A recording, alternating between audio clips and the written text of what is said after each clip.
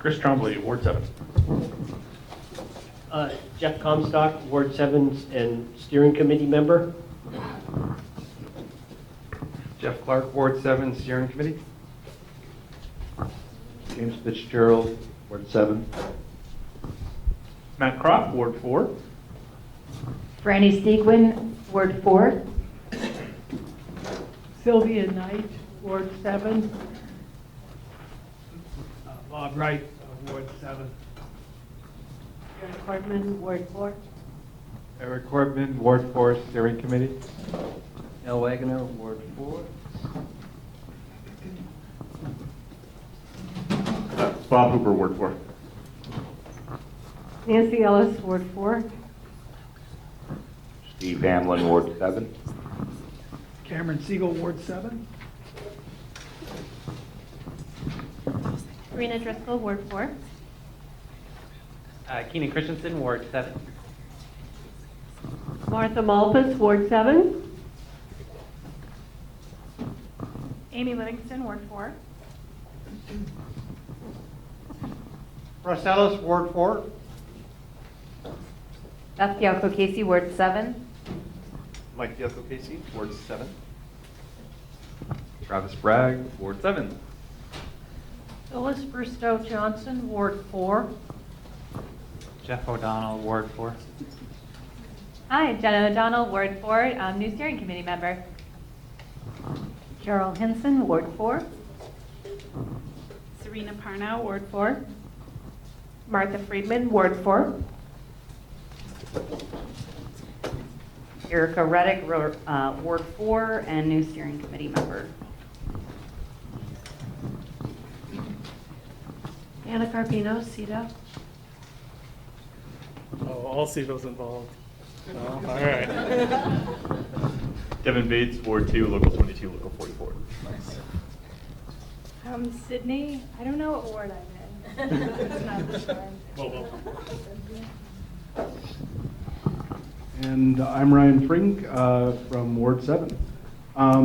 First off, because it's a public meeting, someone left their keys in the bathroom. If you're missing a pair of keys, you might not be able to get home.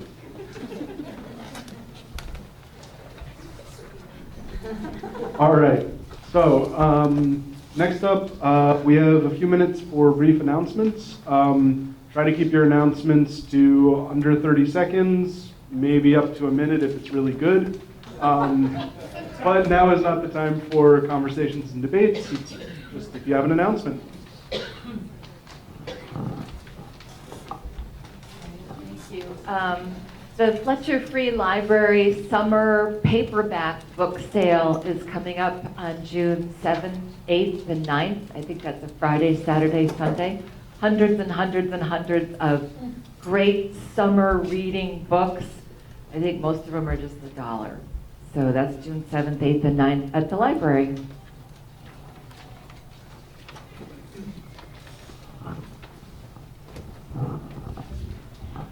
Hello, I'm still Karina Driscoll from Ward 4, but I just wanted to, on behalf of the group that coordinated the New North End Community Dinner, I just wanted to report that we had about 55 people show up, and I think that this was the first NPA, New North End NPA meeting I went where there was a lot of talking happening right at the beginning of the meeting, and I think that has to do with people coming together for dinner.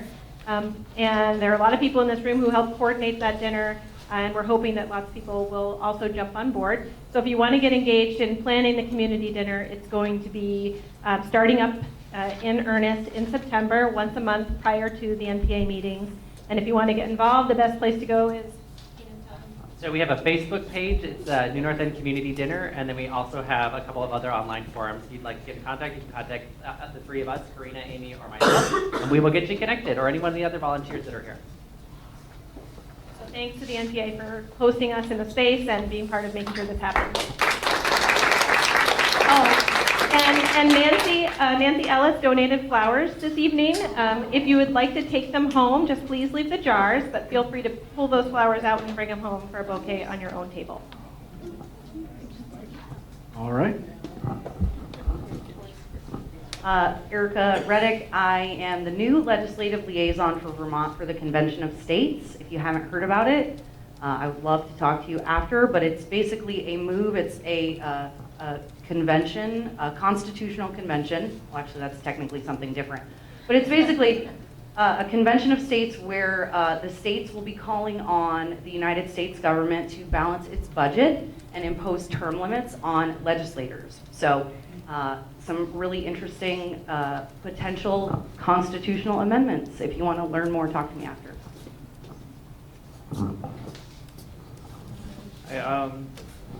The end of July, the Ramble's happening, sort of in the Old North End. And I'm part of a group that's potentially trying to organize a basically homebrew potluck.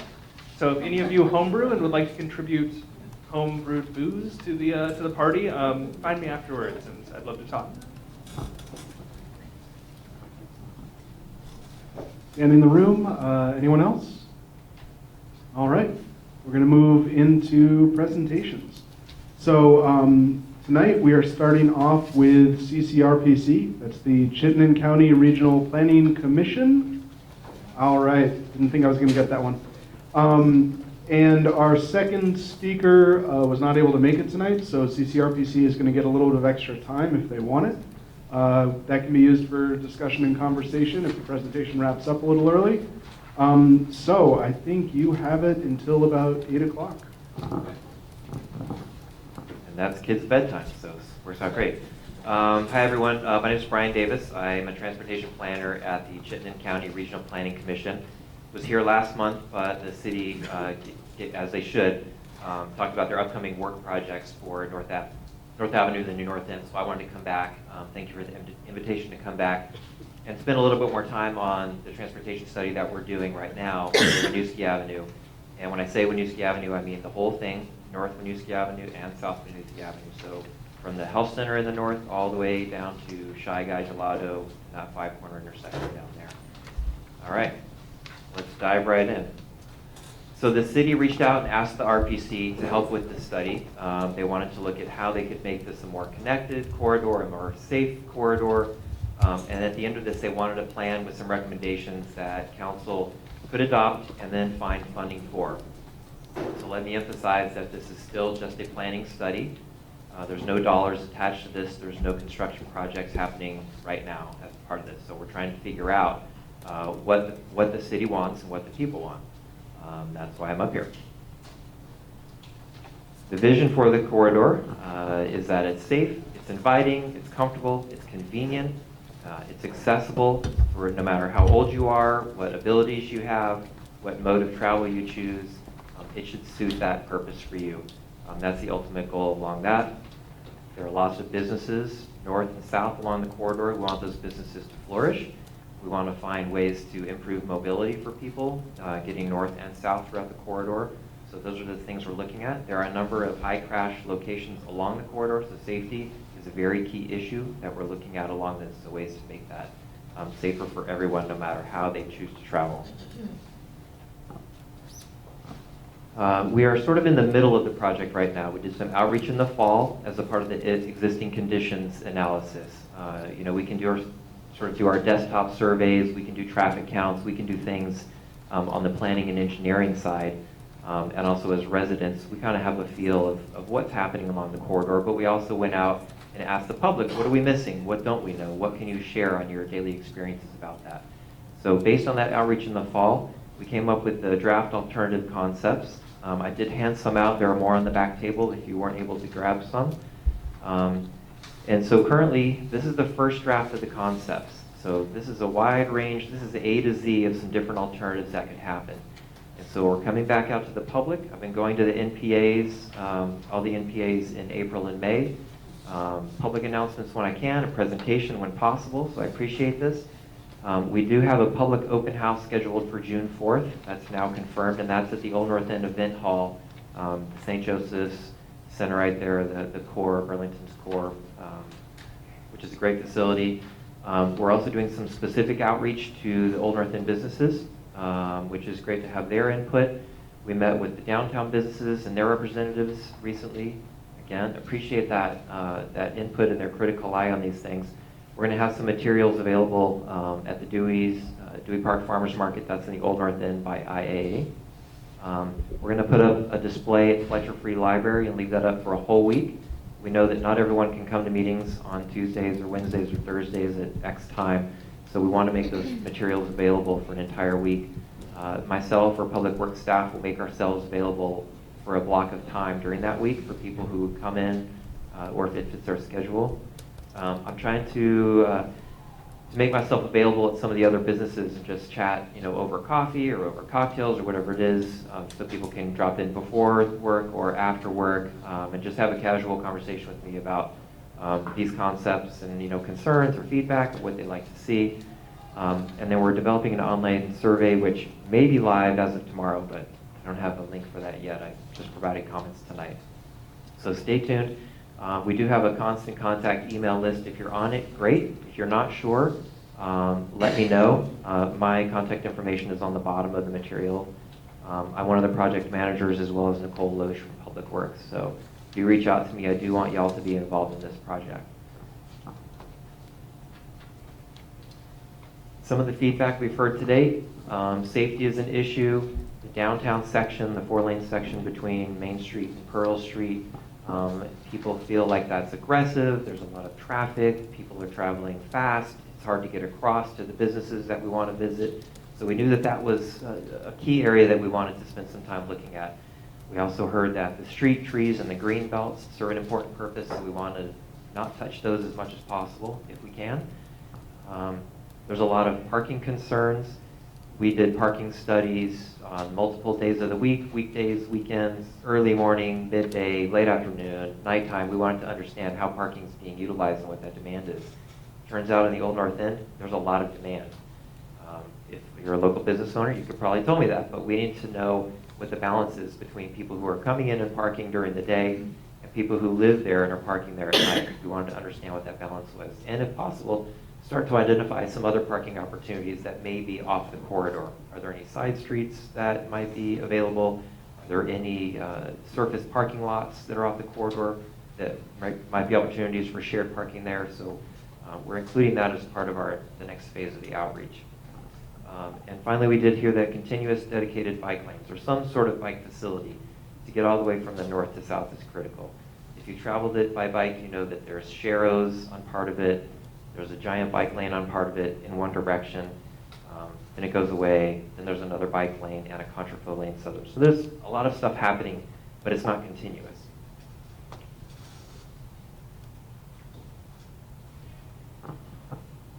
This is what the corridor looks like today. I'll briefly go over the color scheme. There are sidewalks on both sides, the entire corridor, which is great. I just talked about the bike facilities. They vary, they're inconsistent, they're different types. Those are noted in green. The sharrows are noted up on the top there. Sharrows, for those of you who don't know, are shared lane markings. So if you're a cyclist, they sort of tell you where you need to ride that's out of the parked car door zone. If you're driving a vehicle, it lets you know to expect people biking on the road right there. The travel lanes are noted in red. It's one lane for one-way traffic in the Old North End for a couple blocks. It's two-way the other blocks. Downtown, there's 4 lanes of traffic. Goes back to one-way down in the southern end. So again, there's a lack of continuity and consistency from a traveler's point of view. So this is our starting point. And the blue represents on-street parking. Again, Old North End, there's parking on both sides for most of it. None downtown, a little bit between Main, King, and Maple, and then one side from Maple down to Howard Street. Some of the key considerations that the city wanted the consultant team to look at: they don't want to acquire any more right-of-way. They're not interested in buying land outside of what they currently own. They're also interested in minimizing moving any curbs. It's very expensive once you start to dig up curbs and add that extra roadway width. So, first step is what can we do with what we have? Next step, okay, if we need to, what does that look like as well? And again, that continuous north-south bike facility of some sort. I mentioned these key areas of focus that we talked about. We heard that from the public, the downtown section, the Old North End section, and that section just south of Main Street where two-way traffic, one-way traffic, a little bit of parking, not a whole lot. And now we'll jump into the corridor schematics, and I assume this is where most of the questions may come from. When we do our public open house and the display at the library, all set. These will be board size. These will be big and giant. You'll be able to see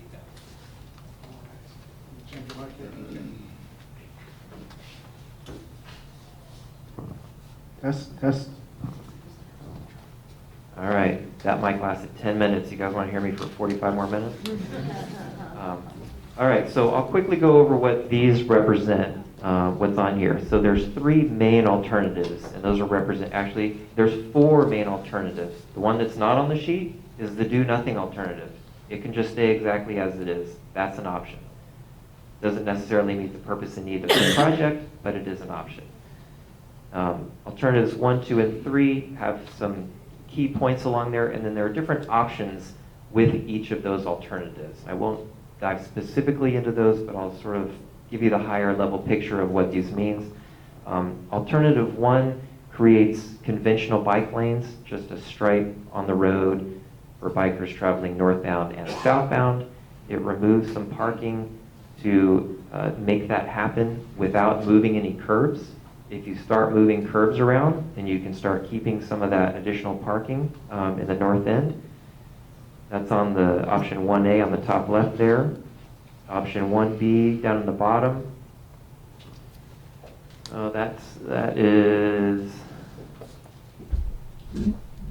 That's also keeping the parking south of Main on the westbound side. There's like a block of east side parking, and that removes that to get that continuous facility.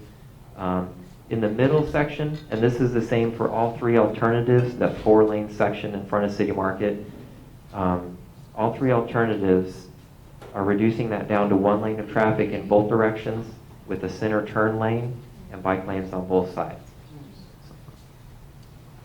Option 1D on the top there, that is a share-o situation. So it just continues the share-os all the way down, so people riding bikes would share the lanes with people driving cars, and it would keep all that parking up there without having to touch the curbs.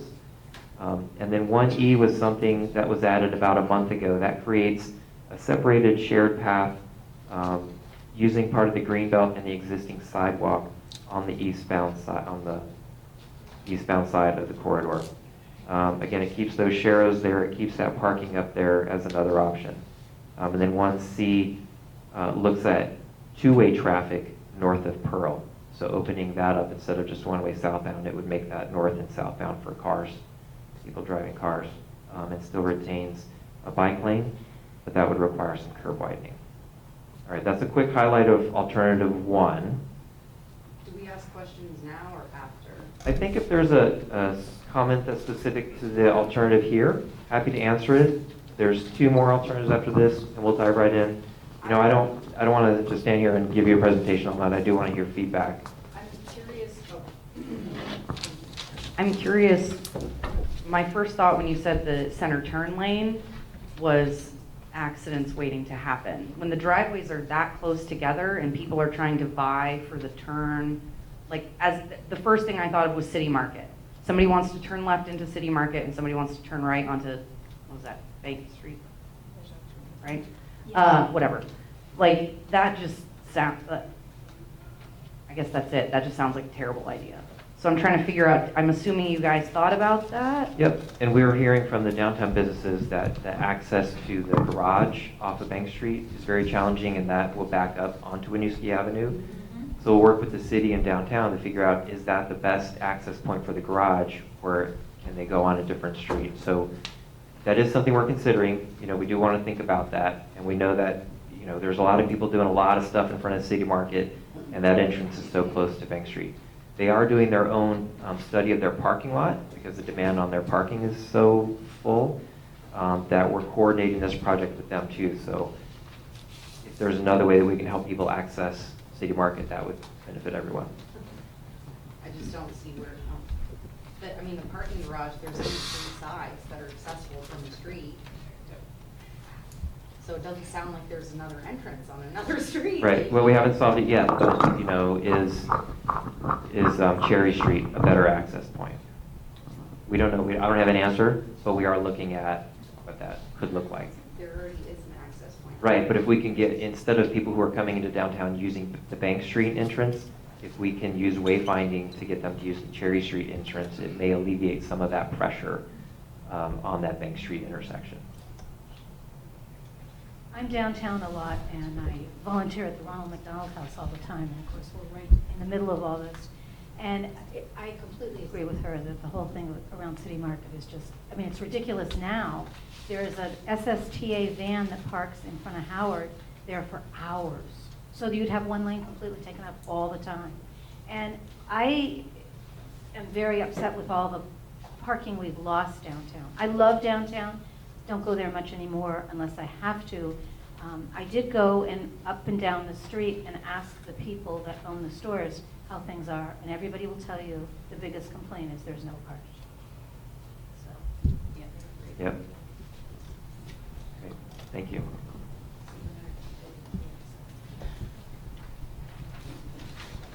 Okay, moving on to alternative 2. Again, this retains that same downtown configuration. This is looking to create a buffered, or in some cases protected bike lane along the corridor. If you're not familiar with that, means it adds a little bit extra separation between people riding bikes and people driving cars. In order to keep more of the parking, it would require widening the curbs. And that's noted in some of the extra options, 2A and 2B. The red line on the outside, that indicates widening of the curbs. And again, that's possible if we widen the curbs, we can add a continuous bike facility and retain more of the parking. And that's the difference with alternative 2. It's a different type of bike facility. It varies, but the buffer varies between 2 feet and 3 feet, depending on the section. Yes? Yes, several of your schematics have those white blank spaces on there. Could you describe a little better what purpose those serve and what those blank spaces would actually look like on the ground, please? Yeah, those actually wouldn't look like anything. So if you saw the older version of these schematics, there was a lot of white space and it actually looked like white lanes. And so the consultant team, this is their refined version, which helps a lot. So the white spaces, I'm not going to say that it's pavement or asphalt, but this is the best we could do with a two-dimensional thing. The consultant team is working on a 3D model, which will be part of the forum, and we'll send out a link to that so you can use your own browser and look it up, and you'll be able to see sort of what the buildings look like, what the bike facility looks like, what cars park look like. So it won't just be like white space on the ground or anything like that. It's been a challenging, that's been a key part for me to try to describe what that is, but again, So it's not a median. it's not a median, it's not a barrier, it's not stripes, it's the best we could do with this type of a diagram. So we're working on other ways to present info as well. Yeah. Yeah.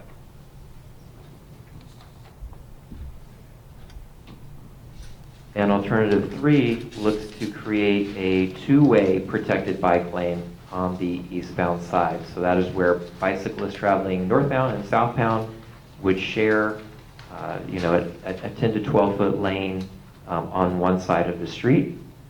The parking, on-street parking would be retained on the west side.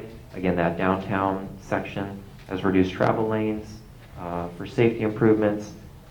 One of the options, 3B, again, has that separated shared use path that uses some of the sidewalk and some of the green belt as a different alternative to using the sharrows that are on the ground.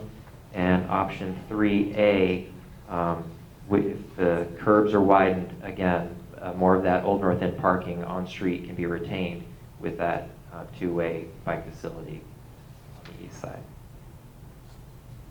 But you still end up with a center turn. All of these include a center turn lane. Correct. Except for the do-nothing alternative. Right. But again, we're here for feedback. None of this is happening. All this is on paper. And I'll take a few questions. I think I only have a handful of slides on where we are in the process, and then we can flip the lights back on and really dig in. So So I see alternative 3, and I think alternative 2 also had people trying to enter City Market by crossing bike lanes. In fact, in alternative 3, they'd be crossing 2 bike lanes. Correct.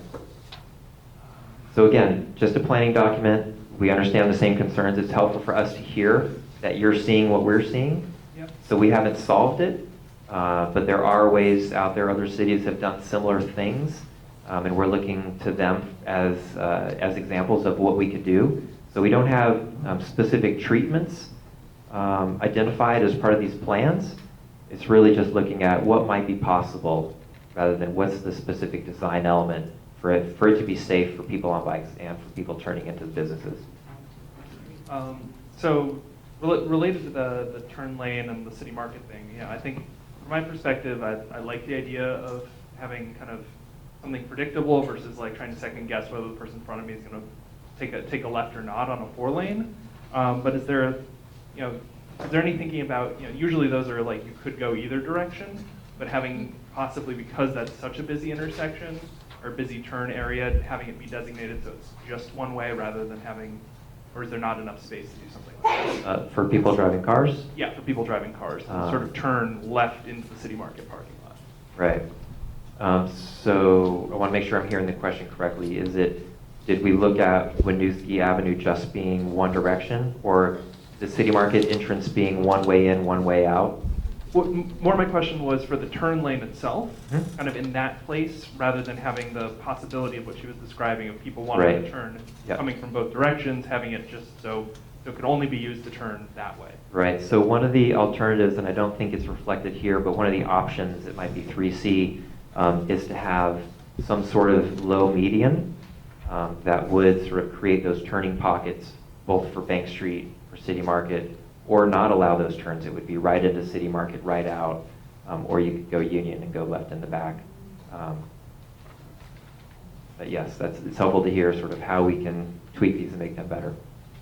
I have another thought on Sure. that same topic, which is that instead of it being a center turn lane where sort of anything goes, you have one lane go off for Bank Street, and then before that begins the other lane to turn into City Market. But there's not really enough room for that, but if something is worked out with Howard Center, with their parking potentially being the entrance, and I know that's expensive, but if City Market's pulling in $30 million a year, it seems like it might be feasible to have that conversation with Howard. Not to put Howard on the spot when you're not in the room. Yeah, and we met with Howard Center in the fall because we do recognize the SSTA needs, for some clients, needs to be as close to the front door as possible.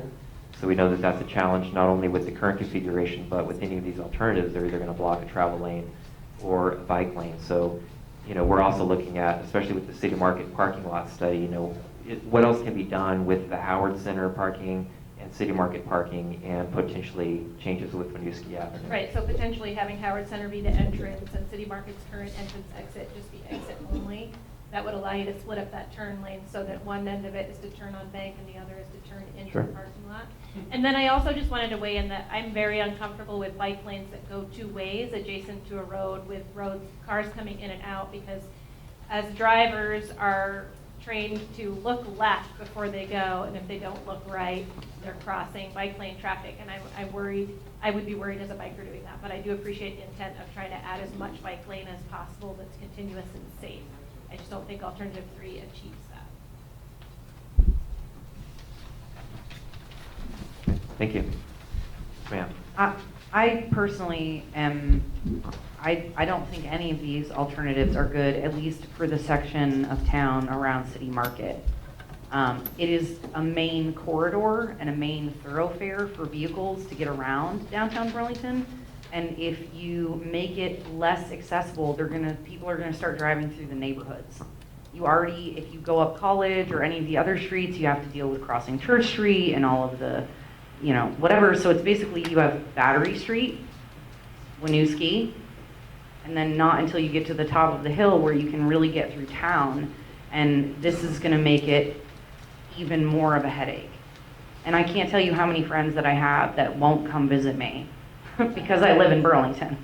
I mean, seriously. And so I I understand and appreciate like the mayor's desire to add more bike lanes and things like that. But if it makes Burlington even less desirable to visit, then I'm not sure that the goal has been achieved. Thank you. And then we have one right here up in the front. Do any of these bike access lanes anywhere along the road include those, I'm sorry, I can't remember what they're called, those white posts? Yeah. And is there any traffic calming, either speed humps or those things that you have to go around anywhere up and down the road? Right. And is the city starting with a budget, like we can spend up to X, or is the budget to be determined by what the plan ends up being? Right. So there's no budget yet for any of the construction projects because we don't have an alternative to put a number to. That's something that will come later in the process. You know, we've got 13 or 18 different options right now.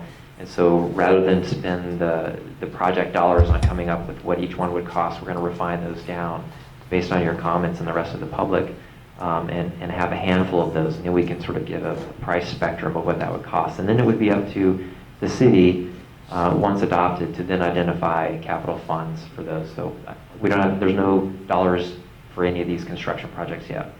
To address your other questions about the bollards or other barriers, those are design elements, and so we're not being prescriptive in these planning efforts about what those could look like. Sort of that downtown median, you know, we don't know if there would be a median or what that could look like. The bike facility itself, if it's protected, it could have something vertical that separates a person on a bike from a person in a car. It could be a horizontal change, so maybe the bike lane or bike facility is raised up and not the same level as car traffic. So there's different ways that the different treatments for those, but we're not getting into those details as a part of this. That would be part of the design process later. I like the spirit of this.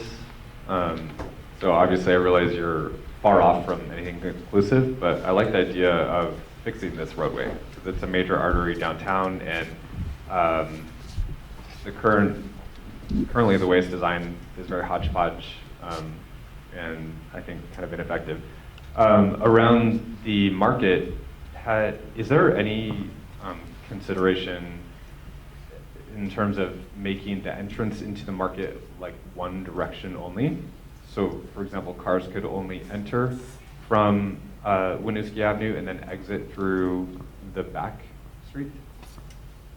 Yeah, it's an idea that's been talked about. It's not a decision that we could make, and you know, the traffic modeling as a part of this didn't model that specifically. There was a phase one, sort of a desktop modeling exercise that did consider, well, what if Union was one-way northbound and Winooski was one-way southbound, or vice versa, if Winooski was one-way northbound, Union was southbound, what would that work? And there were a lot of challenges with that, making it work. As you know, Union's pretty narrow, and so any changes would affect that roadway. But we are thinking about that right now, especially in regards to City Market and their study right now. You know, what are they thinking about in terms of access through the front, off of Union? So it's an idea, but hasn't come out as an option at this point.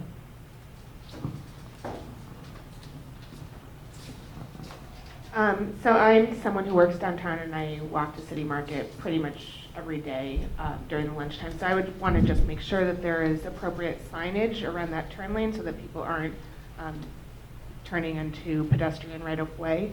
I do like the idea of having a turn lane, though. But what I actually wanted to talk about was the northern end up by Riverside. I know that a lot of people who work at Community Health Center, they don't get to park in their garage every month. It's every, I don't know what specifically it is, but they have to do a lot of on-street parking. So I want to make sure that you speak with them to get their needs. And also, I support parking up there because I know that there's a lot of new businesses popping up, and if people from our neighborhood, for instance, are going to go there, we need places to park. Thank you.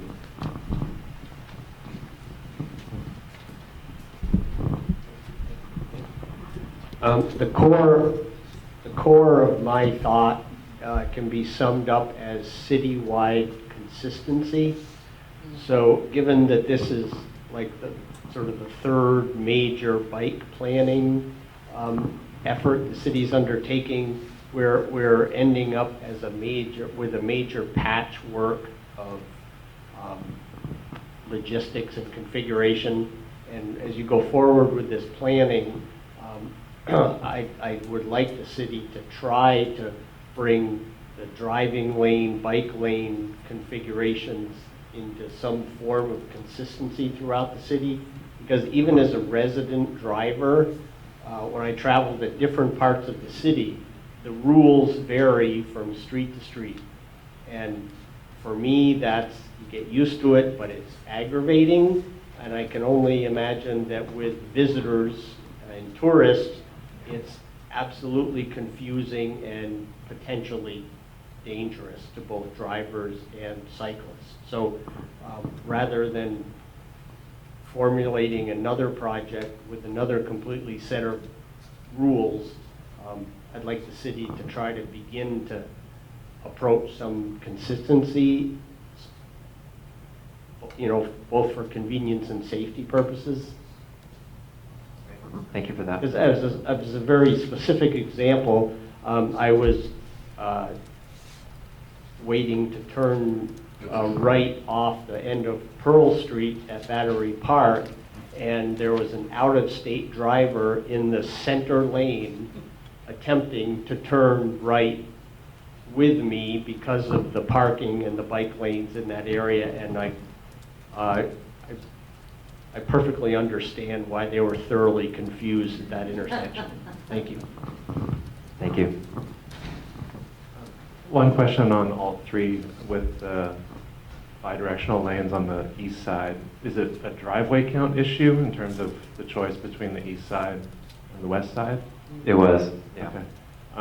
And just one comment on the City Market driveway, or thought, I guess, for folks who live out here and go to the shopping center, there's a really good example of a right turn in, right turn out. Like if you're at Schmitty's Corner, I think that would alleviate a ton of issues. If people need to access, if they're southbound on Winooski, they would have to take a left onto College and then come in the back through Union.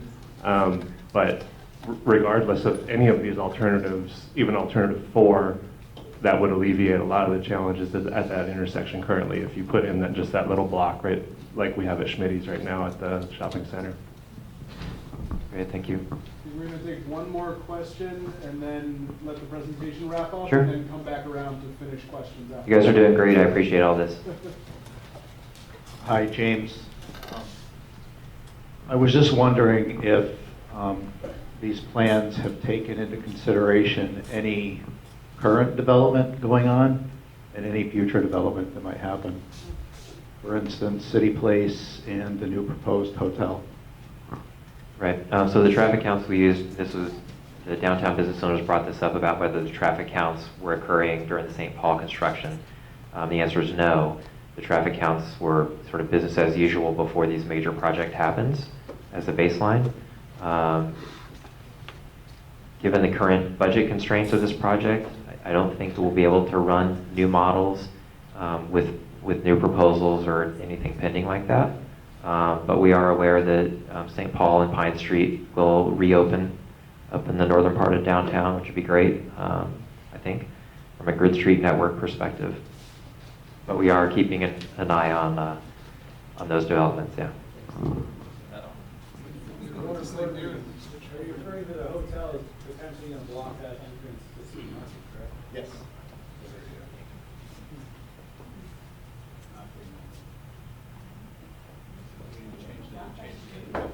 The current building blocks the entrance, that Union entrance. The current plan? Yeah. Yeah. So you have to helicopter into City Market?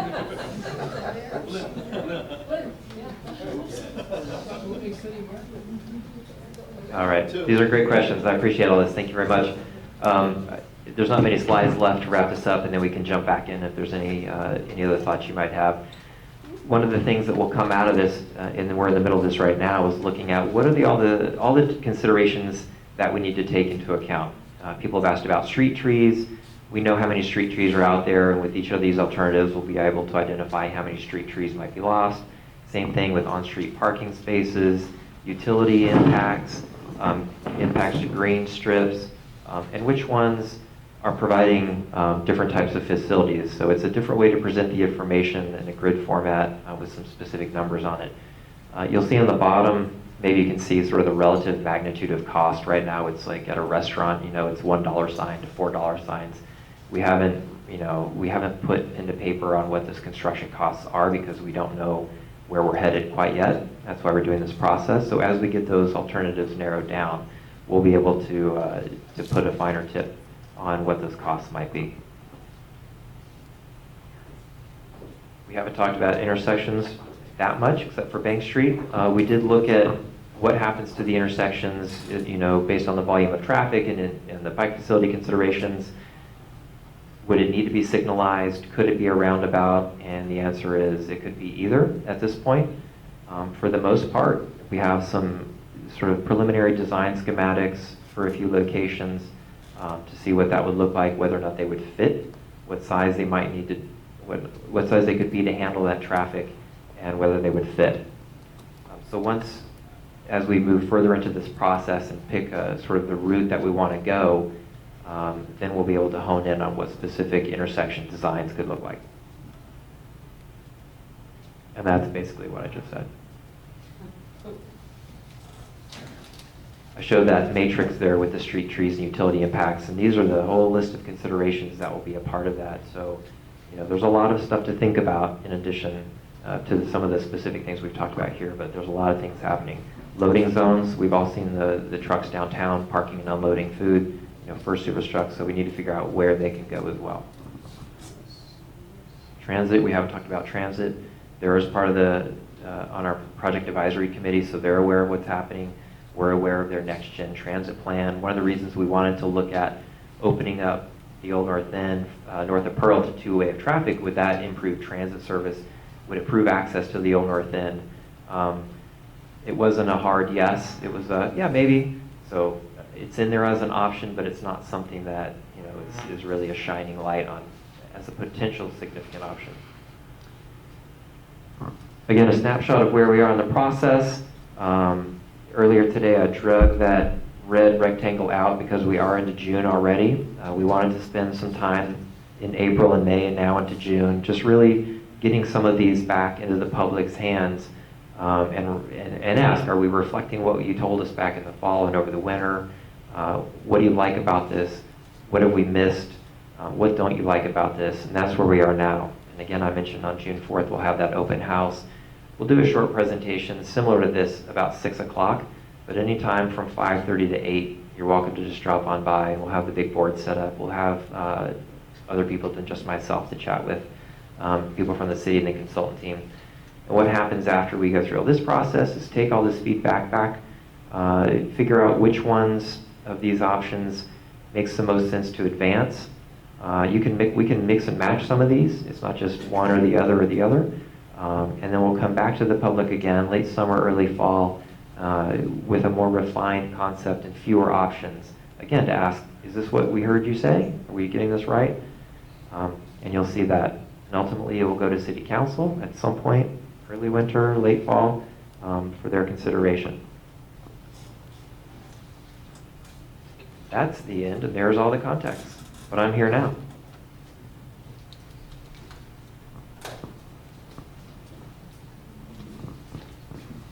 You may not be in a position to answer this question, but I'm very curious about why there's such a big push for more and more bike lanes and less parking, given that Burlington is already like the most bikeable city in the country, and we already have huge issues with parking, and that by and large affects more people, and you can really only ride your bike for like 3 months out of the year, and that's when it's not raining. And so I just don't get it. I just don't. And can you explain why the bike lanes are so much more important than any other consideration? And that's generally in the city. Right.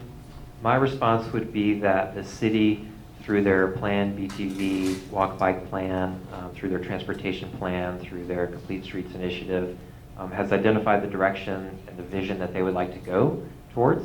I don't want to put it as a parking versus bike conflict. To me, that's not what it is, but it's, is everyone who wants to use the corridor able to? And if not, how can we improve that for people who want to get around regardless of age, ability, mobility, transport mode. Also, I mentioned at the outset safety. There's a lot of safety issues on this corridor at some specific intersections and some segments. And so some of the changes are to address those safety issues for people, because there are some unsafe parts there. So that's my brief response to that. This is, this particular planning study is born out of those other adopted studies about, okay, well, if we know what the vision looks like, how can we improve these roadways? Can I ask too, is there serious consideration being given to roundabouts on this North Winooski Ave corridor? As I mentioned, at this point, we're not seriously considering intersections. We just wanted to make sure, would signals work, would roundabouts work? Generally, yes. So it would depend on the specific design that came out. A roundabout wouldn't work necessarily for a two-way protected bike lane. It would require too much extra space that doesn't exist at some of those locations. But many roundabouts would work downtown. They would fit. So from a vehicle volume and for some of these bike facilities, yes, they would work. Yeah, so I guess, as a member of the public, I guess my input would be that I would like to see some serious consideration given to a roundabout on this project if that is determined feasible, and I wouldn't want it to be determined not feasible without a lot of thought. Currently feasible.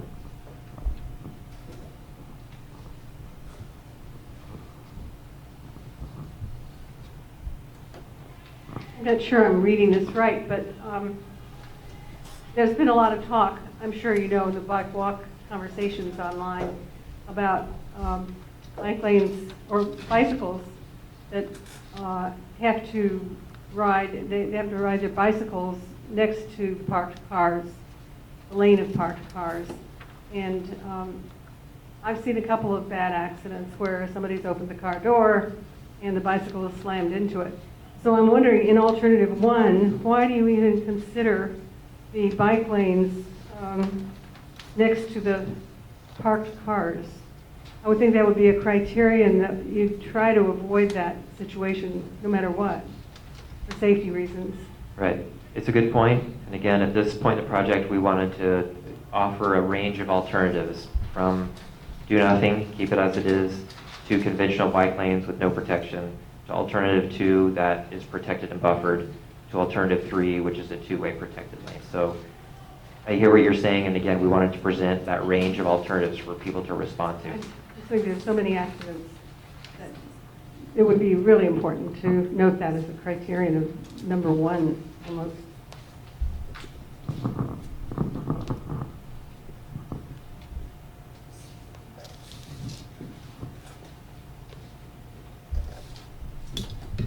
The one I really appreciate that you're taking such good notes. So, and I also just to echo the comments that a lot of people made. I do really appreciate the effort that's being put into this. So I think I'm probably repeating what others have said, but I do really appreciate that it's continuous bike lanes as the focus. A lot of us have brought up safety concerns, and a lot of that currently could be confusion, both by drivers and bikers if you don't know where to go. So having some form of continuous lanes where it's a little bit more clear, especially for tourists, I do really appreciate that, so thank you. You're welcome. And to that point about tourists coming who may be confused, we are considering wayfinding as a part of this. I think the city generally has been considering a wayfinding system for several years, and so that would help not only people who live here, but for people who are new to town, figure out, where is the parking garage? How do I get there? What's the best way to get there? Which direction is this road headed? And some of those key destinations. So, thank you. I guess one other metric I'm sort of curious to see, or if it's possible to do, is you mentioned that there's certain hot spots in here that are kind of very accident prone. So are you, at this level of study, are you able to kind of give estimates for the different sort of alternative approaches as to sort of what would be the likely impact on number of accidents, you know, comparing, say, like the redesign of North Ave and the accidents before and after and things like that. Will that sort of like, those sorts of projections be part of the process, so this kind of safety questions can be part of the deliberation? Yeah, that's a great question, and I believe the consultant team has a way to measure that sort of safety impact. I'm not aware of it right now, but it is a part of, you know, does this improve safety, which is a key component of why we're doing this, so there needs to be a way to measure that.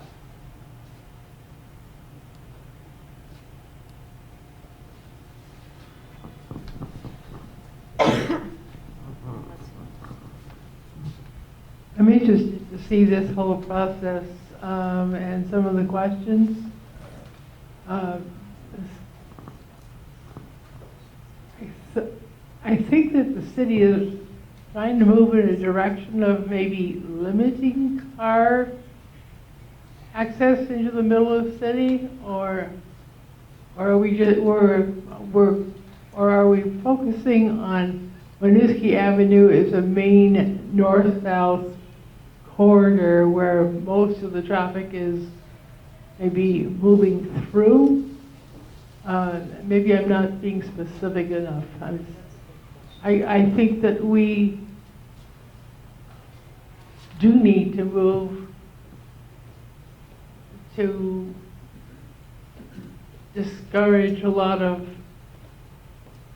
car traffic within town, where we can, to be creative about that, especially in relation to the center city development. I'm also concerned about pedestrians. I'm a pedestrian most of the time in town. So I'm hoping that pedestrian safety will be a major concern as we look at these plans. So, Yeah.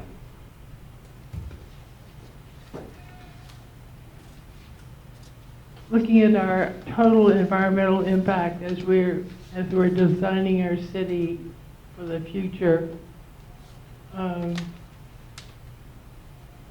means that I think we need to limit our car trips into town whenever we can. That's just sort of a general thing I did, for me. Okay, thank you. I think we're going to have to call it there. If you can just quickly wrap up by telling us again, if folks seem really interested in being engaged in this process, what's everyone's next steps to become more involved? That's great. Again, on the bottom of these handouts, my name, my phone number, my email address is on there. We do have a constant contact email database. I send things out as needed when something is coming up. I'm going to send one out this week about the June 4th public open house. You all are welcome to come to that. When the online survey link is open, I will be sending that out. The website is on there, the project website. All this information is up there. The presentations are up there. All the documents are up there. Meeting minutes and agendas. I'll post all the outreach opportunities up there for people to just have a snapshot. And hopefully we'll have something that works for you so that you don't just have to come to a specific meeting, but that you're able to participate in a number of ways. Again, I appreciate you inviting me back tonight. This is great. This is what I came here for. I appreciate all that feedback. You saw me take notes. I'll take it back and type it up so other people can read it. Thank you. Thank you all very much.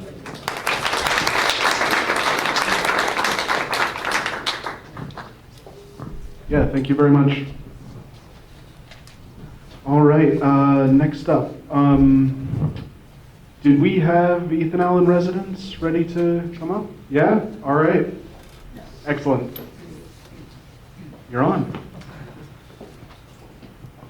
We have 20 minutes, so feel free to split that up as however you want between questions and talking.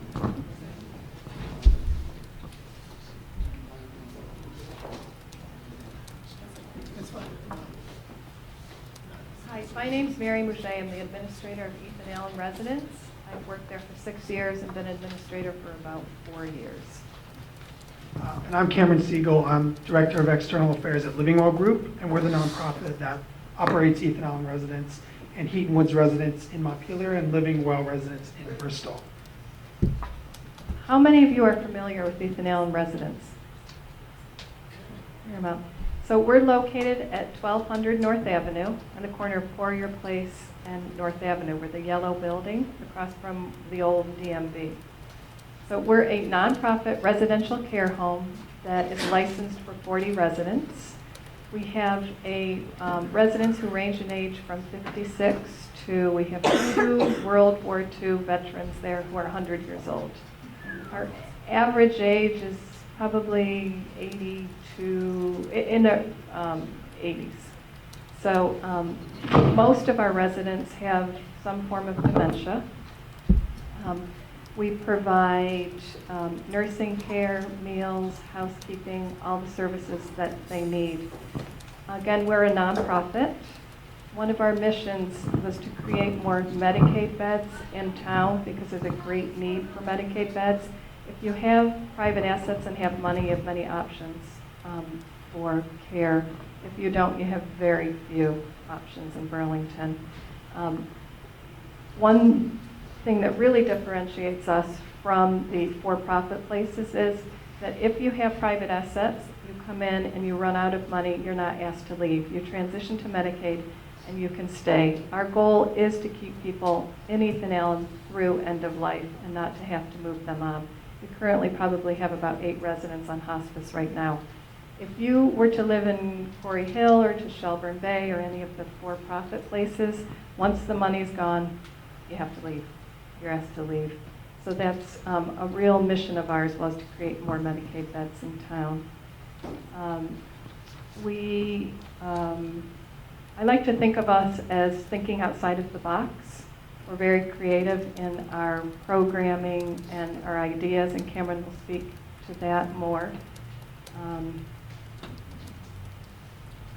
So what we have to talk about is a lot less contentious than the South Winooski Street issue. But we figure we could use this as an opportunity just so people know that we're here, because we are small and we are competing with big time for-profit residential elder care facilities in town. One of the things that we do is we don't want to just entertain our residents, we want to engage them. And so that's from music therapy that we have, to yoga, to Tai Chi, to our big time volunteer programs with members of the community, which range from coming in and listening to music with them, storytelling, walking with them throughout the neighborhood. And this fall, we will have Vermont's first Cycling Without Age Trishaw. I don't know if anybody knows what that is. Should have had a presentation, but you should Google it. It's very interesting. It's a Dutch company. It's a trishaw, so you have somebody riding a bike, and then you have space in the front for 2 people to sit. And there's an assistive e-motor, so we'll be able to take our residents around the neighborhood, up the bike path around the New North End, to places like this. And it's a great opportunity for people in the community to come and volunteer if they're not super comfortable working with people who have dementia. It's a really passive way you can kind of get people out, experiencing nature that would not have had an opportunity to do so without that. One of the things that separates us from our competitors is our Farm to Care food program. So that prioritizes buying local from local farms and local producers. And that not only provides nutritious, healthy meals for our residents, but also supports the local Vermont food system, which I think probably everybody here thinks is very important. And that is not the norm. It's becoming the norm. Wake Robin does something somewhat similar, but for the most part, especially across the country, it's not like that. In September at the Heineberg Senior Center, I reached out and asked Beth Hammond, who is the director there, and I recognized somebody from there. They were unhappy with their congregate meal program. The quality wasn't good, and it was very inconsistent in terms of service. So we started providing meals once a week out of Ethan Allen Residence's kitchen to the Heineberg Center. The program has grown. The number of people that are there per meal has gone up significantly, and starting in June, we'll now be doing 2 meals a week. And we've, she's clapping. That's awesome. That's awesome. And we'll be doing, we are already providing prepackaged to-go meals for the participants at the Senior Center and the people who live at the Heineberg housing next door. If you're interested in coming, the congregate meals are great. It's a great opportunity to talk to people in the neighborhood, regardless of age, really. It's a donation-based system. So if you go to the Heineberg website, they have our menu up there, and they have a list of to-go meals that we have. One thing that we're launching next week at the Old North End Farmers Market, which was brought up at the earlier presentation, is we will have Vermont's first intergenerational farm stand with the Boys and Girls Club. They're going to come to Ethan Allen residents harvesting vegetables and baking with our residents, and we'll be going to the Old North End Farmers Market to sell those products. We were talking about it doesn't matter if we make any money doing that, it's not about that, but it's the opportunity to get people who grew up in the Old North End. Am I too close to this? Why don't we cut it down to one mic and see if that helps? Who grew up in that neighborhood, in the Old North End and the New North End, to get back out there. Because prior to this and the Tri-Shaw and some of the programs that we're launching, they would be stuck inside, and that's not good. We don't really have much to say beyond we're here, and we rely on the community a lot. Right now, we're trying to renovate our kitchen and convert our dry storage into a walk-in cooler so that we can expand our community meal program and just be significantly more efficient about how we prepare food. So we can bump up our meals at the Heineberg and then expand to the other senior centers in the area. So if you're interested, livingwellgroup.org is where you can find more information, and Ethan Allen Residents has a Facebook, and we have an Instagram. That's all I really want to say is we're here, and we rely on the people here to keep doing what we're doing, and what we are doing is really important, and I definitely don't need to say more about that. What we believe is we all know it takes a village to raise a child, but it takes no less to uphold an elder. And you know, we don't view aging as a disease. We're not a medical model. It's just another chapter in life where these elders have a purpose. They still experience joy, and they're still a very big, important part of this society. Questions or anything? Kurt. There's a proposal, or there may be, likely to be, a proposal from City Council to create a council on aging. I wonder if both of you would comment on that. If this will be not like commissions where there'll be more citizens and people that are directly dealing with senior issues. It seems like it'd be great to have, if we do create one, it'd be great to have somebody from the Ethan Allen residents I agree with connected that. to it. So context to that is there is a senior center study committee that has people from ARP, Home Share, United Way, and I am on that committee, which is surrounding what to do about the Heineberg Senior Center in terms of being consolidated as part of the city. I would love for us to be to have a representative from Ethan Allen. I would like it to be someone who lives at Ethan Allen. It would be easy enough to have just one of us be a part of that. But I think, a resident who lives there, who is from the area and who is, cognitively able to be a part of that, I would love to have that.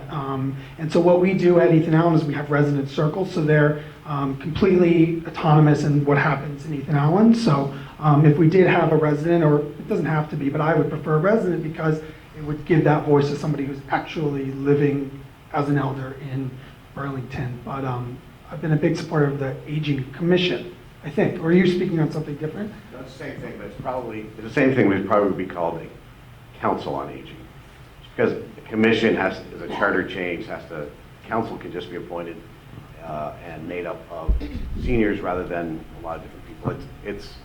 It's being proposed as a council. It's a slightly different thing, but it's same thing basically. Okay, I appreciate it. Yes, we need to have that. So you want a seat at the table? Yes, I think you should have. I feel like I'm a little maybe behind, but you just mentioned in passing something about the city taking over the Heineberg Senior Center. It's the Aging Committee or Commission has come up as a result of the Senior Center Study Committee that Council President Wright appointed people to, that was discussing what to do with the Heineberg Center, which is experiencing financial hardships because it's a donation-based program. And all the minutes are on Burlington's website. I would encourage you to read that. And I do think soon there may be another opportunity to have a public forum talking about it. But it's a big deal. It's very important to the New North End that people are aware that it's happening. But please go to burlington.gov and check it out, because it is up there. I just want to fill you in on one more thing that we're working on, and this is Cameron's working hard on this.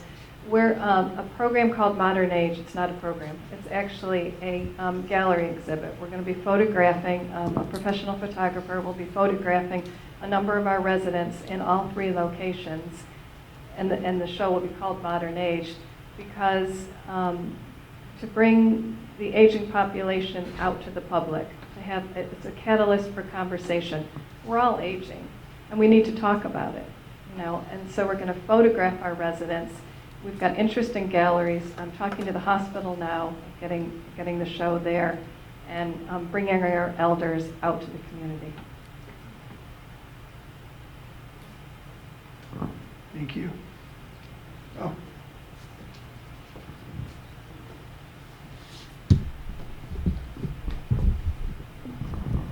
I was interested to see an article about the Ethan Allen residents in the neighborhood newspaper up here in the New North End, and about some occasional use of alternative medicines to replace multiple drugs that people were sometimes taking, and how that can be successful. That was very encouraging to me. Can you expand a bit on that?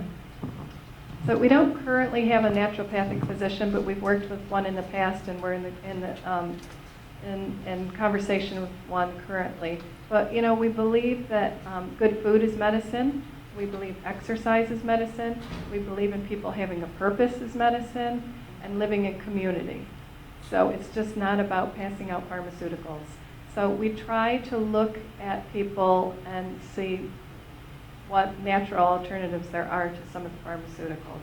We don't automatically prescribe. If someone is agitated, we don't automatically throw a pill at them. We have a music program. We have personalized song list, playlists. So we'll try alternatives before we have to introduce the pharmaceuticals.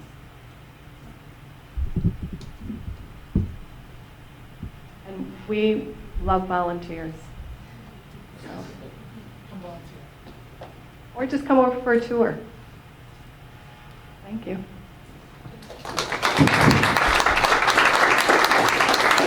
Thank you for coming. I believe we have an officer from the Burlington Police Department here to give a quick talk for 10 minutes, if that's... Sure. Yeah? Sure. Hi, my name is John Murad. I'm the Deputy Chief of Operations for the Burlington Police Department, and I'm a resident here in this ward. I actually just closed on a house with my wife in Appletree Point, and will be moving in. I have been living in Underhill, which is where I grew up with my parents, which has been interesting, but am moving in by the time the school year ends out in Underhill, and will be full-fledged residents by the end of June. I came really just to see the meeting and to be here. I fully intend to attend in the future in softer clothing, not in uniform necessarily, as a resident. I know that my wife will as well. But as long as I am here, if there are any things that people want to mention or issues people want to raise, I'm happy to take some questions.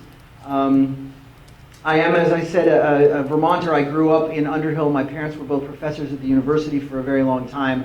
I went away to college after graduating MMU in 91 and ended up living for a while in California. I was a police officer in New York City. Went to the private sector briefly, disliked it intensely, and wanted to be back in public service. And when Chief Del Pozo advertised for a deputy chief job here, I leapt at the chance to A, return to policing, and B, return to Vermont. Or perhaps A, return to Vermont, and B, return to policing. I don't know which one actually was more important. But I love this state and this community, and I'm very, very happy to be a part of it. So, anyway, I wasn't on the agenda, so I don't know that anybody has questions or anything, but I'm here. Otherwise, I'll go stand in the back of the room and continue to learn about the neighborhood. Yeah, Alex. Any tips others here just about any changes, fires, if we hear noise on the beach, things like that? Sure. Well, so obviously, see something, say something has become an ethos of policing. And while it was designed actually originally by the New York City Transit Authority about subway systems, it has become something associated with sort of large-scale crime and terrorism. It's not. It's really anything. And so, yes, if you have incidents, if you hear noises, if you have a pattern of behavior that you are observing in your neighborhood, whether it's knocked over items. We had a couple of signs on the bike path that had been sawn down. Why, I do not know. But those kinds of things are things that certainly we'd want to know about, and even if they're not necessarily in our purview, we can help you sort of put them where they ought to go, whether that's parks or whether that's DPW or other city agencies. We have, obviously a very clear call line, and sometimes our first call for folks, but we can help divert those as necessary, and if they are in our purview, we'll respond. Insofar as the summer, I think we'll see a lot more people. We'll see people on the bike path. We'll see people on the beaches in the area. It's a wonderful time of year. It's one of the best times to be in Burlington when the weather changes like this. But sometimes you'll also get new folks coming in and coming out, and if that brings new issues with it, whether it's disorder on the bike path or whether it is any kind of activity that you see for example, in Letty Park or not, we've had some issues with urban camping. And we are working as a city to address that in ways that are lawful and make sure that we correctly balance both those people's needs and also the city's rights to have all of us feel that the neighborhood is what we hope it to be. So those kinds of things can be brought to people's attention too.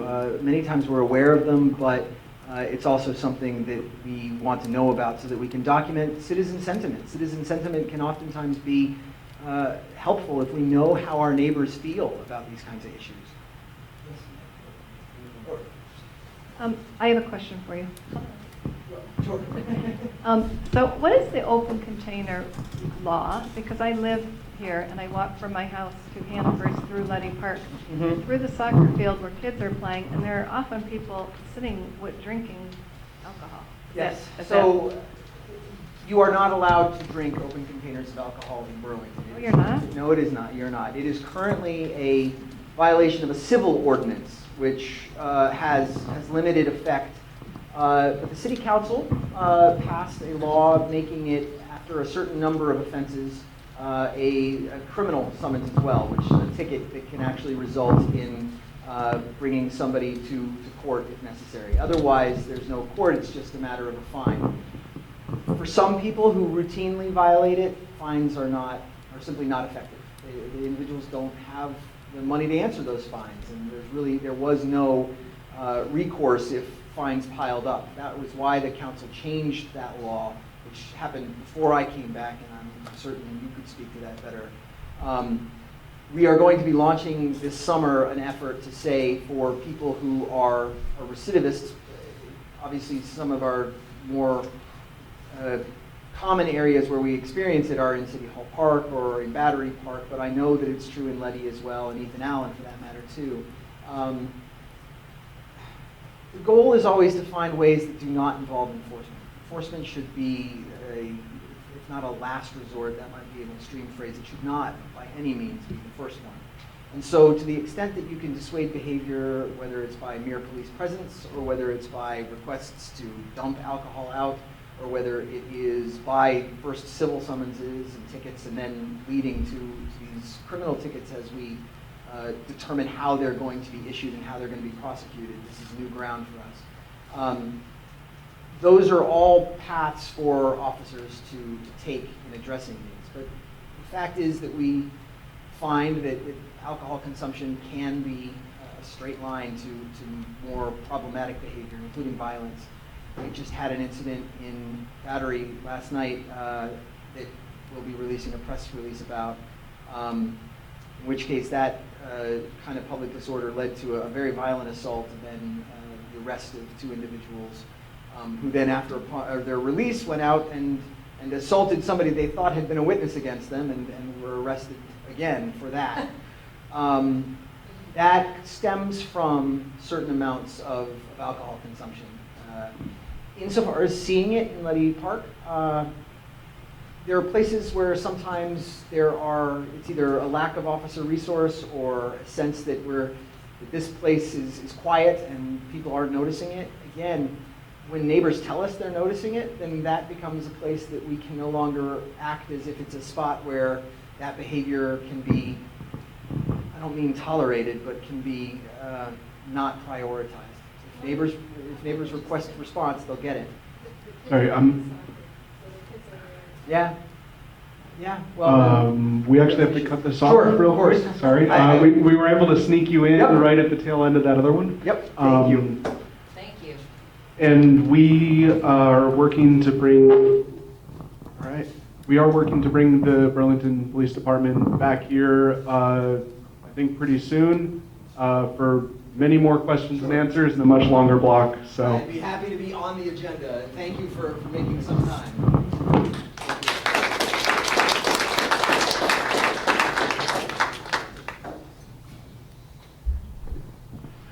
All right, we're moving into the last segment here.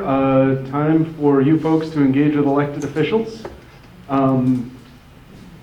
So let's see how many elected officials we have tonight. All right, we have a few. So I am going to ask each of you to give a quick 2 or 3 minute intro on what you're doing, and then we'll open it up for questions. And if we run out of questions, I'll turn it back over to you folks to say a little bit more. And let's start down here. Hi, my name is Monica Ivancic, and I'm Ward 7 School Board Commissioner. And I apologize for being late to this meeting. I was helping organize a science fair at my daughter's school, which is the Integrated Arts Academy. I'm not sure there's a lot to report to in the district, except that we're wrapping up the school year. We're changing our meeting format to be officially twice a month. So it used to be always second Tuesday of the month, and now it's going to be second and third. And unfortunately, both the second and third meeting this month was at least 5 hours about, or maybe a little bit more. We finally, this BSD released the school calendar for next year. We had some lively discussion about whether or not to keep Martin Luther King Day a holiday, a non-school day for students and teachers. And also there was discussion about adding Yom Kippur as a holiday. We used to have certain faith holidays in October that were observed on alternating years, and it seems like that went off the agenda. But the superintendent on Martin Luther King Day wants to implement sort of a day of service where they would have a half day of school, and this was supposed to happen this school year, except a lot of us weren't aware of it until January. So hopefully the planning for it this coming school year will happen a lot earlier, and things will go according to plan. And the schools will be open for half day, and students will be learning about Dr. Martin Luther King Jr. There's been a bit of a flurry with the magnet schools. Both magnet schools are switching principals for this coming school year, and they're also switching the magnet coaches. which is very unfortunate because we had very capable people in those magnet coach positions. However, a year ago, the district started implementing the instructional coach model at all schools. So every elementary school and the 2 middle schools get an instructional coach full-time. And the magnet schools, the way they did that was they took half of the magnet coach and made them instructional coach, even though they don't have the expertise background to actually do that. And so that drove both current coaches out of their roles at this point. And so the board wanted to kind of fix that, and we voted to reinstate them full-time. So we will see, we'll hear back from the district of how this is going to be implemented. I think my time's up, so I'll be happy to answer any questions that you folks may have. Franco Paulino, North District City Councilor. So currently we're engaging in budget meetings. We've had 4 essentially evening-long meetings where each city department does a presentation for the upcoming budget. So I think it's important for folks to know that that's coming up. There'll be Board of Finance meeting for the final budget as well as City Council meeting. So opportunity for input if you feel any line item should be increased, reduced, any specific agency or specific item you feel strongly about. You know, they're all open to the public. One item is the Heidelberg Senior Center asking for $58,000 for a continuous contribution for the city to keep it up and running. So I guess a while back they were looking to potentially closing their doors 3 years ago, and the city stepped in and helped them out. And after a commission doing a study, they're looking to make that relationship permanent for this $58,000 contribution. There's more information. Martha Molpus is on the board. I'm sure she'd love to fill you in on that. But I think it's important for people to speak up because they invite the counselors for people who aren't aware of the Heidelberg Senior Center, because there were some questions on the council when they did the presentation that indicated that it wouldn't have full support, or that people were skeptical for a center that only serves the New North End. But if you go to their events, actually, people come from Colchester, they come from all over to use their services. But I'll let Kurt talk about more about the budget since he's much more involved. But obviously, there's a big meeting coming up June 3rd. I think everybody's aware that the mayor, the chief, and the council is looking to start a joint commission to go on a fact-finding mission and see what, if any, reforms need to be made regarding the police. As to other items that I think are important is tomorrow there's a Transportation Energy Utility Commission meeting at 7:30. The reason I throw that out is because on that, the main item is e-scooters and electric bikes. And I have yet personally had anybody come to me speak in favor of e-scooters. I think that I've always said that I'd rather double the amount of e-bikes available. So far I think it's 200 that they're looking to propose. It's just not enough to serve us out here, and I think we're going to get shortchanged. And I haven't seen the stations, but currently we don't have a station here in the New North End. So if people don't want e-scooters, I haven't been to a city that has them, but I have heard a lot of input from people who have. And I'm concerned about the safety and what will happen, but I don't want to kill the idea. I don't want to not allow the full council to have this debate, to have the public engagement. But obviously I'm one of 3 votes on the committee, so that's all I have. Thank you, Councilor Polino. City Councilor Kurt Wright. I'm trying to touch on a bunch of issues here. The Senior Center Study Committee, I'm proud to have had a little part in that, and Councilors Hartnett and Nodell served on it. Councilor Nodell chaired it, and a lot of other people served on the committee and did great work, including Cameron. So thank you for all you did. And I will be fighting vigorously if the administration, which there is talk of, potentially opposes the funding for this money to continue to support Heidelberg Senior Center, make sure it stays open. If we don't do that, they will have to continue to draw down from their small savings account, and that is just not sustainable, and they will not be able to stay open. And they deliver really incredibly important services to hundreds of seniors in the New North End and across the city. Just a note, our amazing Vermont City Marathon is this weekend, as everybody knows, and just so you know, they are still looking for volunteers. They have 1,200 volunteers, probably more than that now, but they need 1,700, so if anybody can volunteer, they would love to hear from you. And in relation to that, I just want to mention how proud I am of the fact that the bike path from downtown all the way through the New North End to the bridge has been redone. It is fabulous. It's been repaved and widened. There's pause places. It's something for us to be really proud of now. It's a world-class bike path. Except that we need to do the other part of it now, and that starts this spring and summer, going to the south end and do the rest of the bike path. So I'm really proud that we can feel good about that now. It was neglected for far too long.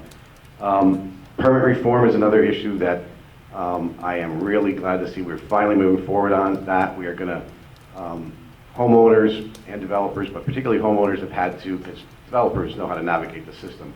Homeowners sometimes have to go one place, go to another place, get different answers.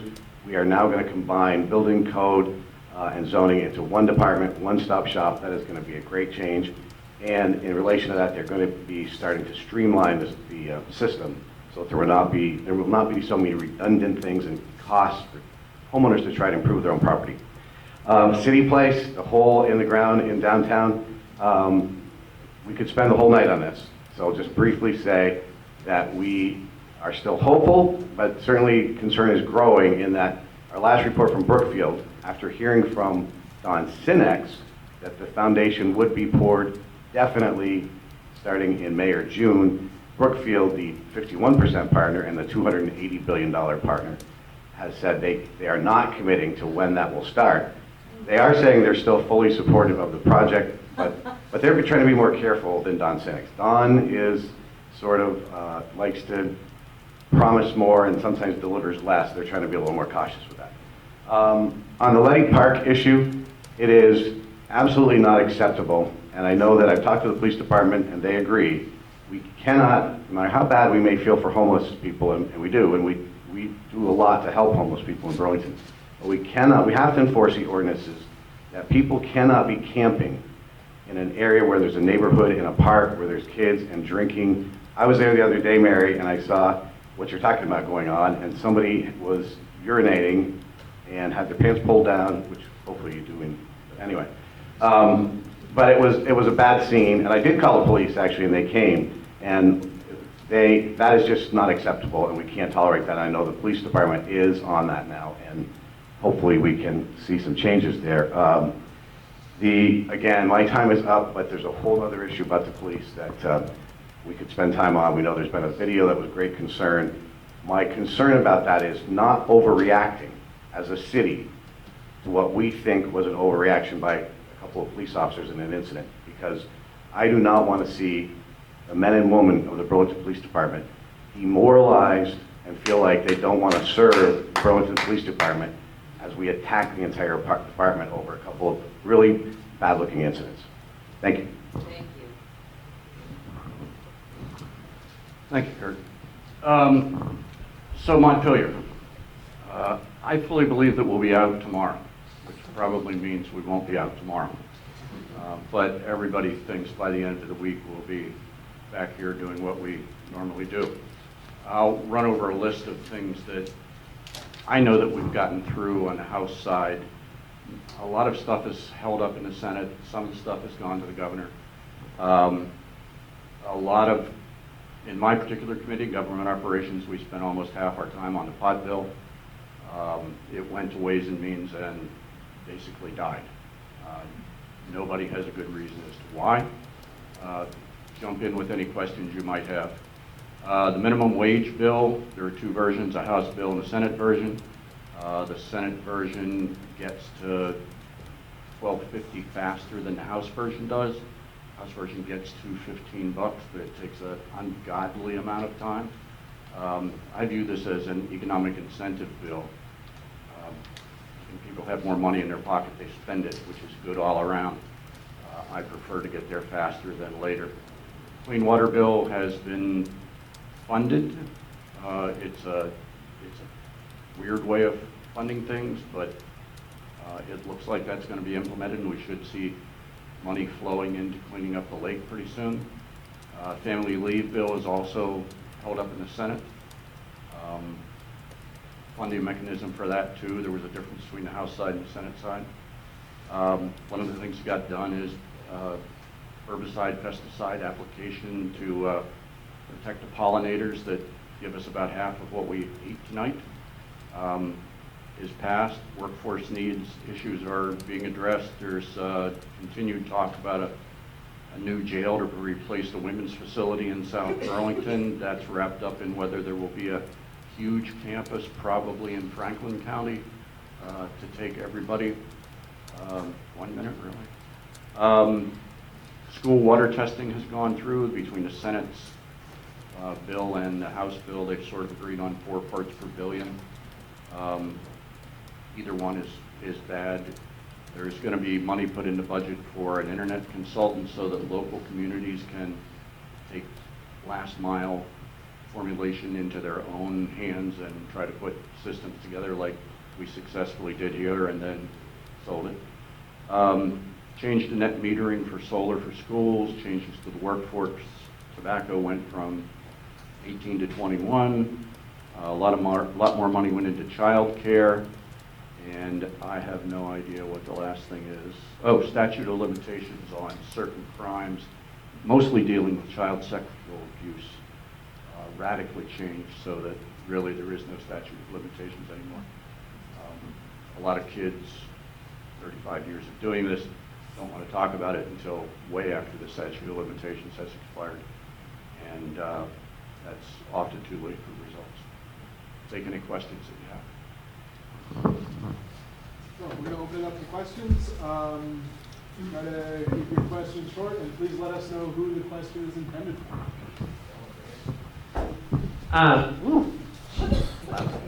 So this is a question for, I guess, our city councilors and perhaps the police officer in the room. You know, in 2016, the Color of Justice, Racial and Ethnic Disparity in State Prisons was issued, and what it found was that we have the highest rate of incarceration of black and brown people in this state, despite having a population of about 2% as far as our black and brown neighbors go. We saw a couple weeks ago a pretty outrageous video issued involving a white officer slamming a black resident's face into a wall and that resident going unconscious, and then that officer instructing that person not to resist when that person was clearly unconscious. I have a lot of concerns about our use of force policy. I have a lot of concerns about what we are doing as a community to ensure that our black and brown neighbors feel safe and feel welcome in our community. And I want to encourage our counselors to operate from a perspective that our black and brown neighbors deserve to be present in public spaces, and they deserve to be so free of suspicion and free of surveillance, either from the police or from our community at large. And so I want to know what we're doing to ensure that we don't have another incident like this. I watched the video. It is outrageous.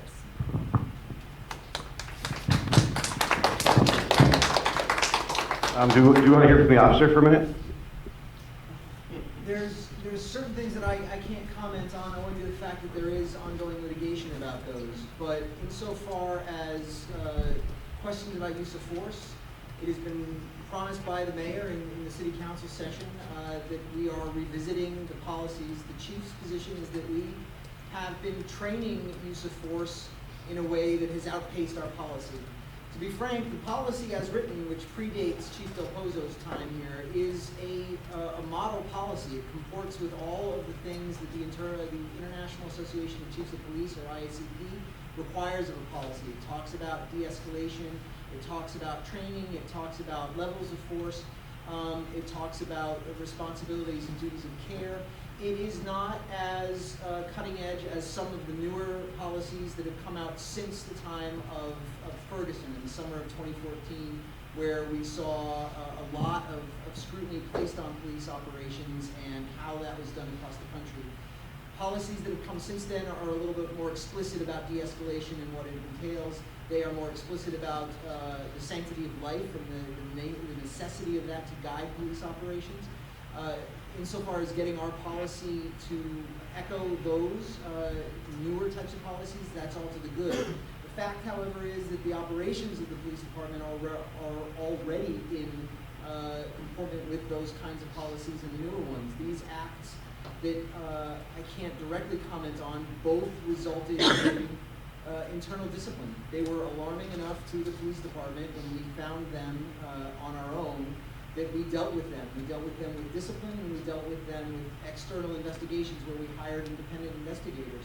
That is not usual. We have 30,000 incidents a year that our officers respond to, and they respond to them incredibly well. There are stressful situations, hard situations. Officers go to them and, you know, they perform very, very well in the vast majority of them. Force is used in about 190 of those 30,000 incidents. And the force is a wide range of different kinds of force. Pointing a weapon is tallied as a use of force in the Burlington Police Department. Anything beyond non-compliant handcuffing. So if an individual is going to be apprehended and the officer says, turn around, you are under arrest, and the individual turns around and puts his or her hands behind the back, and the officer cuffs, that's not a use of force. The individual pulls an arm away because halfway through decides, actually, I don't think I want to be arrested today, and the officer yanks that arm back, that is a use of force. Now, the ones that we saw are far beyond that, and they're so far beyond that that they were troubling to us and resulted in investigations and in discipline. I know that that's not necessarily, you know, as much as you want to hear, but those are 2 out of 190 out of 30,000. And I believe that that context is necessary to understand a little bit of what the officers do and how they do, in fact, comport themselves. So my question was slightly different. My question was, how do we reduce, again, only 1% of the population of Vermont is African American, but 11% of its prison population is black. My question is, what are we doing to ensure that the gross disparity between our prison population of black and brown folks is kept in line with, it seems to me that there seems to be potentially some sort of racial profiling going on. So those population percentages, I'm sorry, are different in Burlington than they are for the state. And furthermore, the census population disparity is different than the offender population. There are, if you look at both and offenders as identified by victims and as identified by people who are saying that a crime has occurred, those, that disparity grows as well.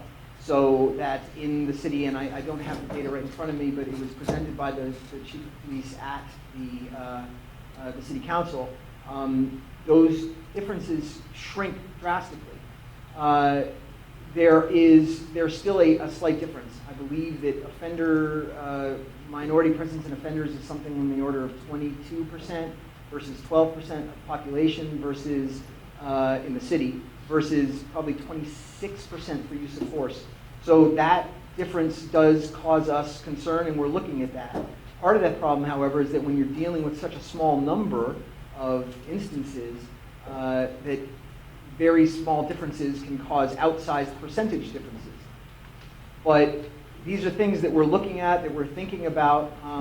However, I'd like to say that we were thinking about them before these lawsuits. They were not what engendered our need to examine this.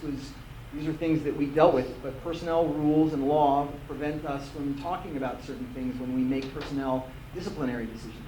And that's because people who are employed, especially union members, have rights. So, from the city council perspective, I mean, I personally just strongly believe in what Martin Luther King said, which is treat everybody as, you know, not on the content of their character, not the color of their skin. And if I think everybody follows by that simple rule for Martin Luther King, we are much better off. Now, as far as the city council goes, we have put more members of diversity on the police commission. We expanded the police commission and the parks commission and have made sure that there is more diversity on both of those commissions. I think that there is no room for racism in the city of Burlington or anywhere else, and we should have zero tolerance for any kind of it. In regard to the police, again, 30,000 incidents. We are focusing on 2 or 3 high-profile cases that are very disturbing. But at the same time, what I'm not going to stand for is the comments that I heard from some citizens outside of City Hall Monday evening before the City Council and inside City Hall, where members of the police, hardworking men and women of the Burlington Police Department who do a great job and are trying to do great stuff in our neighborhood and community, were being called predators, violent thugs, people who are violent, want to serve on the police department. That is not acceptable. I'm not going to stand for our police department, the hardworking men and women of our police department, because of a number of incidents that we do need to review, and we do need to take a close look at and see if any policies need to be changed. And we're going to do that. There's going to be a resolution at the council. That will be thoroughly looked at and investigated. But we do not need to go overboard and start castigating all of these men and women, demoralize them when we ought to put ourselves in their shoes once in a while and what they face in those 30,000 incidents that they have to face. Many, many times, in fact, I mean, the vast majority of times, they use incredible judicious restraint.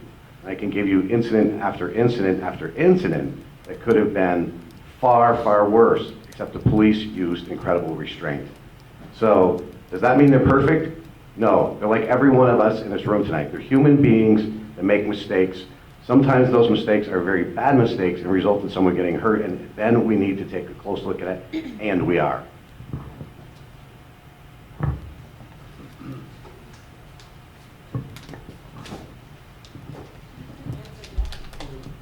Would you like to answer the question as well? Oh, I'm sorry. City Council?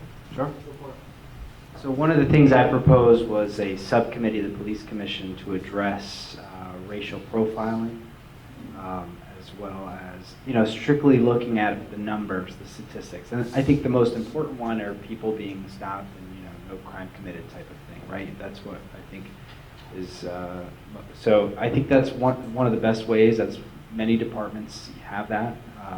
It's separate and apart from the police commission. So the purpose is just to look at the numbers and see what's going on in the community. I agree that what happened is unacceptable and unreasonable, and it's broken the public's trust, and we need to rebuild that trust. And that's why we need to look at what reforms can be made with alongside the fact that we have some of the hardest working, dedicated people in our police department who are trying. Well, I've personally seen use extreme restraints, but and one incident is one too many. So we need to do something. And this is a very difficult issue, and I think the best way to resolve it is to have everybody at the table thinking about just this issue for as long as it takes. There's talk about hiring a consultant in order to help us with this problem. So, from other cities who've had this problem, who've made reforms. So I support that as well. Erica, you have a question? Bob would like to speak on this as well. So it's a great question, Keenan, and it's not only a city-based question. There were two bills that floated through the legislature this year, neither of which got picked up and did anything, but fair and impartial policing and a level of training. And quite frankly, I thought I saw it implemented when we discussed in the transportation bill moving from mandatory seatbelt enforcement to elective seatbelt enforcement. You don't have to wear a seatbelt now. You can't get stopped for doing a seatbelt. Anything else that you do and you don't happen to be wearing your seatbelt, you get nailed for it. But there's a move to make it a primary stop. Is that what it's called? And a lot of the discussion focused on, will that be a mechanism for basically pulling people over who look different than us? And it did not go through. And I think that's one of the reasons people are becoming more aware of this. I don't know that it's rolling out into the prison population as much, but on the street level, on the individual citizen level, it's an issue. Yeah, I think we're going to cut this one off and move on to the next question. Wow, this is really loud. Go ahead. I guess this would be for any of the legislator people types. And I would first just like to say that thank God our judicial system is not based on the court of public opinion, because if it were, everyone would be in jail or executed somehow So thank you for the legal system and the judiciary who investigates and puts people away when necessary. My big concern is the minimum wage issue. I find the idea of raising minimum wage to be incredibly irresponsible. Statistically, it's shown over and over again that every community, city, state, wherever they implement it, that it does way more harm than it does good to the community. We know that businesses have to lay off employees because they can't afford it. I mean, I could go on and on and on about why it's a terrible idea. Yes, people will have, in theory, more money in their pocket if they have a job, but it's shown across the board that unemployment skyrockets when you implement minimum wage laws like that. So I'm curious why the focus isn't on deregulation and cutting taxes that would make Vermont more palatable for businesses and for people to stay, so that there's actually a greater tax base, and then that would then bring down cost of living. There would be more job opportunities. I think the 3 top jobs available in Vermont right now are server, janitor, and retail. So why wouldn't the focus instead be getting people to come here rather than increasing the ever-growing burden on the people who already live here? Well, I think anytime you look at statistics, you can find whatever you want. Your characterization that universally raising the minimum wage, particularly in regard to the 15, is a negative inducement is not what happens all over the place, particularly here in Burlington. I mean, you can walk from this building out to McDonald's where they're paying $13.50 for high school kids to start. It's not that big a difference for servers, people who work for public. I don't believe that it is as bad a thing as you have portrayed it. That being said, it is always an experiment about what happens. You mixed a bunch of things into your question. It seems to be very difficult to get industry to come here. Part of it is because of the quality of life that we enjoy. We basically frame this society in Vermont so that it's not the cheapest place to live in, but it's one of the best places to live in. You pay for that one way or the other. We don't walk out the door and worry that we're going to step into the love canal because we have regulations that prevent that. Those are costly. Businesses don't want to deal with those. Businesses would rather put money in their pocket. That's the fine line of dance. I would have expected actually the Come to Vermont and Telecommute to have produced more people. It hasn't. I would have actually hoped that Governor Scott's economic development people would have been more successful. Former chief of police, I had great faith in him doing a good job. I know that he's trying, but it just doesn't seem to be happening the way it should. Quite frankly, economic development over the entire country is not that robust, so I don't think we're any significantly different than a lot of other places. You can get a job other places, but you're also not working for a good thing. Minimum wage varies all over the country. Industries have a tendency to go where it's the cheapest to get your labor. We're going to move on to, I think we can fit 2 more questions in. Hey, this is a separate question from what we've been talking about, although it was brought up briefly. The new, or the YMCA downtown, as most people know, is getting rebuilt 2 blocks east of where it's currently located. And people are starting to come to an understanding that the building is slated to be turned into a hotel. And I don't know how everyone else in the room feels about that, but we are facing an enormous housing crisis in Burlington. And I think it's a slap in the face to the citizens here that a hotel is going in the place of the YMCA when affordable housing, or even reasonably priced housing, is not going into this location. And it's quite a large space. So I wonder if maybe the city councilors could comment on this. Who approved the hotel? I understand it's been privately purchased, but what can be done to turn this hotel into housing, which is what this city so desperately needs? Thanks for the question. I'm not sure we can take a look at that, but the reality is that city government can't necessarily step in on private deals, as you probably know.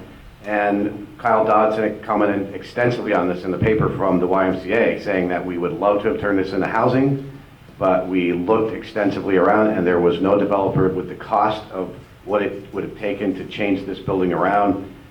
So yes, we do need housing, but there is housing. I'm not saying it wouldn't have been good to have housing there, but certainly we could have housing being built in different places in Burlington. So in fact, there's been more units built of housing in the last several years than there have been built in many years before that, and that continues to grow. So that is an issue that is actually, we are doing something on. We need to do more. But that's a private deal. Kyle Dodson from the YMCA actually said they tried very hard to find a way to make housing work there, and it just didn't work, and they couldn't make it work from the YMCA angle. In terms of the deal itself, while we would like to have more housing, and we'll find more housing in other places, but the one good thing about it is, I mean, the YMCA is a very valuable commodity and it will still be up the street. This will now go back on the tax rolls and because this is important, because taxpayers in the New North End, nothing that I hear more about from taxpayers in the North End is the cost of living in Burlington, cost of property taxes. And you know what, there's only so many answers to that, and one of them is to grow the tax base. And so while we do need more housing, this is going to grow the tax base. It's going to add to the property tax, it's going to add to the rooms and meals tax, and that part of it's a good thing. I mean, I share some of your concerns. I think that my biggest point or problem with that project is that, you know, we need housing, and would be to have affordable hotels. You know, it's outrageous, the price of a hotel. What another hotel downtown will do in terms of competition, I'm guessing to prices is not much. But if it was a very reasonable, under $200, you know, hotel, that would be something I could easily buy into. I was a member of the Y while they were trying to raise the money to buy the space, and it was a very complicated process. They did a lot of community outreach, and I think what Kurt says is exactly right, that they tried as hard to sell it to other people. I remember hearing a lot of buzz about that, and you know, it just became, how much is that historic park worth versus the rest? To my knowledge, it's not coming before the council. I think maybe when I read the newspaper article, it talked about going before the DRB. But I don't expect it to go from the council.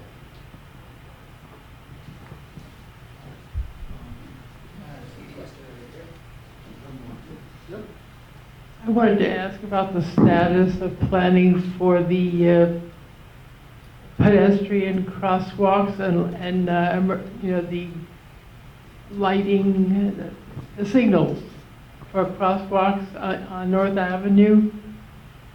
Where is that process?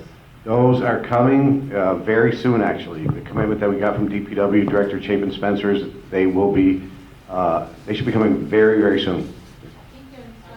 Yeah, well, that is very, very soon, actually. Yeah, no, they are. And so I appreciate that question.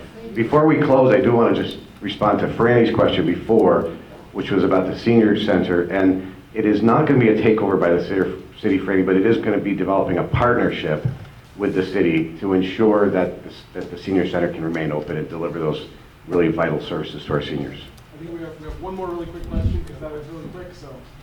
This is for Lieutenant Hooper. You mentioned that the lake cleanup bill is heading towards final passage. Can you tell us what the final? It's on his very good. Tell me can you tell us what the final lake cleanup number is, and if you could try to summarize the funding mechanism, if it's possible. And you said it was complicated. The way it came out of the Senate is that there's a division in the rooms and meals tax.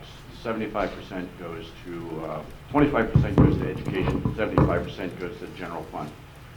They're taking a percentage out of the general fund in fiscal year 20, 7 million, in 21, 11 million. There is a belief in the money committees that due to tax changes and some other stuff that has changed in the complexity of the economic system of the state, that income will be greater. God bless them. I hope it's true. But the proposal that they have put together apparently is satisfying EPA, that is a reliable funding stream, so that's going to meet their requirements. All right, thank you everyone for joining us tonight. Everyone who's able, if you can help pick up chairs. And there's a lot of food left. People, please take it with you. Everybody have a happy